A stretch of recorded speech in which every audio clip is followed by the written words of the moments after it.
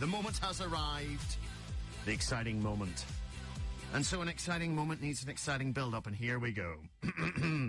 The star of the show, the musical linchpin, a man whose style one can never be pinchin', eloquent, verbose, yet precise to the inch-in.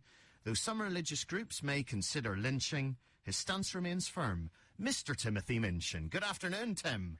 That's utterly incredible. I don't think I've ever been introduced with such eloquence and rhymativity. Well, thank you, because clearly inspired by your abilities, as I've been listening to your CD in my car all day today and laughing and laughing. And learning that the best way to make rhymes is to just make up words. It's very easy then, isn't it? Right, well, let's start at the beginning. You're over in Belfast at the moment. You were performing last night as Judas in Jesus Christ Superstar. Start with the obvious. How good were the crowd? Did you enjoy performing here in Belfast? Yeah, it's really good. It's a slightly strange performance experience in arenas because you have my ears are basically blocked by moulded in-ear monitors, so I don't really hear the crowd. Everyone else, all the chorus and everyone do, but so it's a weird thing. I'm playing this role in a bubble, really, but their response at the end was the best we've had. I reckon everyone's just on their feet, and it's really good, and it's quite interesting doing a sort of vaguely weird, cutting-edge religious piece in Belfast. I suppose it's quite fun. We're not always known for our religious tolerance over here, so it was good that it did go down as well as it did. Yeah. Now, as you were saying to me before, you'd actually understudied the role of both Jesus and Judas back in Australia for Jesus Christ Superstar. So did you actually contact Andrew Lloyd Webber yourself to be part of this? I did, because I got to know Andrew because my musical Matilda is in one of his theatres that he owns in the West End, so he became aware of me and asked me to lunch one day, and we sort of had a bottle of wine, which is something we have in common, and we chatted about stuff. He's an interesting guy and very, very kind to me, and I mentioned that back in amateur theatre days in Perth in the 90s, I'd understudied Judas and had always wanted to play him, and I wasn't even particularly serious myself because I didn't really think that I would get the role, but I sort of mentioned to him that I've always wanted to do it.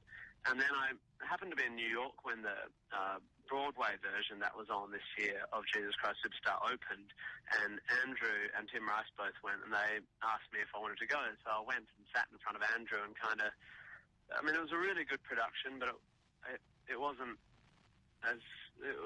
didn't blow my mind, and after that I thought I really could do that role, and so I wrote him an email, at which point he wrote back and said, or his personal assistant wrote back and said thanks a lot, and unfortunately it's being cast. And then at that stage it was cast with Seal. Remember Seal, who was soul singer? Married to Heidi Klum. Well, that's what everyone says. It's not Seal, remember Kiss from a Rose, remember that he was married to Heidi Klum. Yeah, exactly, that's right, poor guy. And I think he's having a revival. I think he's a judge on The Voice in Australia or something. But after his marriage didn't go so well, anyway, he pulled out of the role, and they called me up, and I went, holy crap, I think this is actually going to happen. And so now I'm doing it. Yeah. Crazy. Well, it is amazing because obviously they did the whole TV search, and one of our own, Jeff Anderson, was part of that, and it was an incredible search, and such brilliant singers were part of it. Were you worried at all sometimes that you were going to be having to measure up because you're known more for the comedy singing, but not actually singing on stage like that, where you're just judged solely on your voice? Yeah, I was. I'm always worried about my voice. I don't have a particularly sort of fond relationship with my voice, and you're right, I sort of have been a lot of things in my life, but it's comedy that's made me, have a career. And, I was very worried. But there's a couple of things mitigating that concern. One is that I feel like I have a strong understanding of musical theatre, being that I am involved in it on both sides of the Prof Arch, and I have strong beliefs about not only how musical theatre as a genre should be performed, but especially about how Judas should be performed. I have a sort of, over the years, I've developed very sort of strong feelings about it. And I knew that I'd be able to sort of tell the story. What I'm good at is articulating lyrics and making sure the meaning of lyrics is across. That's why I can do comedy. I'm able to make sure people hear all the words and make sure they get the nuances of phrases and stuff. That's what I've been doing the last 5 years, so that's what I've developed the skill in.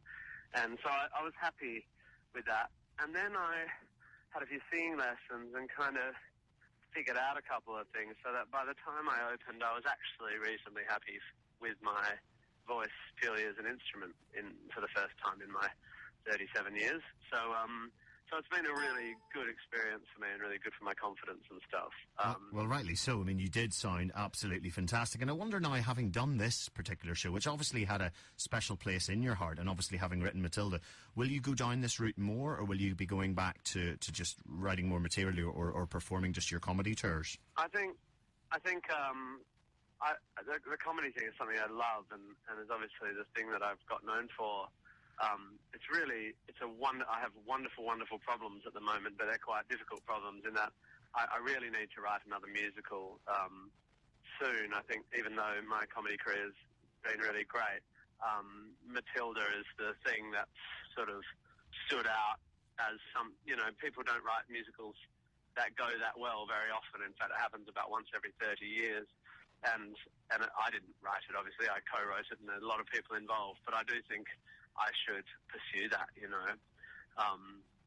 just to see if it's a complete fluke or not. Well, definitely. And, I mean, have you seen how much money Andrew Lloyd Webber has? Exactly. Well, right. I mean, there is something about creating things that can self-perpetuate. I mean, while you're a comedian, if you're not there doing it, exactly, you're not working. But I don't because of the content and because of the style of what I do. I don't produce albums. I don't. I'm a live guy, but it is nice to have something that can happen without me. Yeah. So I want to write another musical, and I'm doing some straight acting next year, some theatre acting next year, and I've recently done a season of Californication in LA. So the acting thing, which I used to do before I did comedy, but I wasn't very successful at, has kind of come back and got good. And so I want to do more acting, and I'd love to do another musical, but I don't think I'm going to commit to 6 months on a West End show or something, because I don't know if that's the style of performing I want to do, night in, night out, doing the same thing. I want to keep moving. Absolutely. As we both know, life is too short, and which actually leads me on to some of the listener questions. So just quick questions, quick fire answers. Jenny from Somerset is worried that you're taking on sometimes too much work, and will you ever get a break? Thank you, Jenny. I don't know if that's an invitation to a guest house or something, but it sounded like it could be. I'm right. It has been a weird year. I was meant to spend more time writing and most importantly, spending time with my kids. And then the LA thing came up, and then this came up. And I've been away too much. I don't find the workload harrowing. In fact, this Jesus Christ Superstar, you turn up, you sing, and then you drink wine, and then you muck around. And, I don't find touring tiring, but I do find it problematic for being a good dad. Sure, of course. And I've got a big break over Christmas in Australia too, so Jenny can rest assured that you're going to be totally relaxed. Siri wants to know, have you been tempted to play the piano on the JCS set, or have you avoided the lure? Have I? What was the second part? Have you just avoided the lure of actually sitting the lure. I have gone over and had a little fiddle. Pete, who plays keyboards on this and piano, is just such a monster. It's so great to listen to. I've got him turned up quite loud in my ears. But I have gone over and had a little play, and I'm always sort of vaguely tempted during the bow to go over and have a play. But I miss playing the piano when I don't.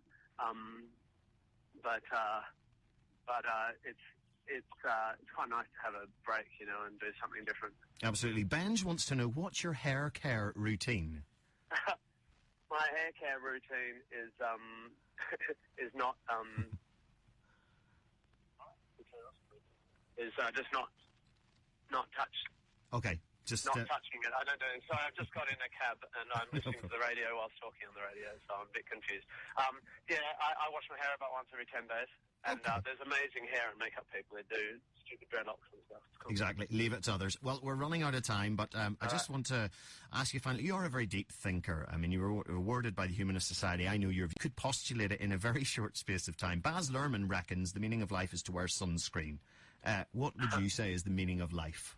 Oh, God. I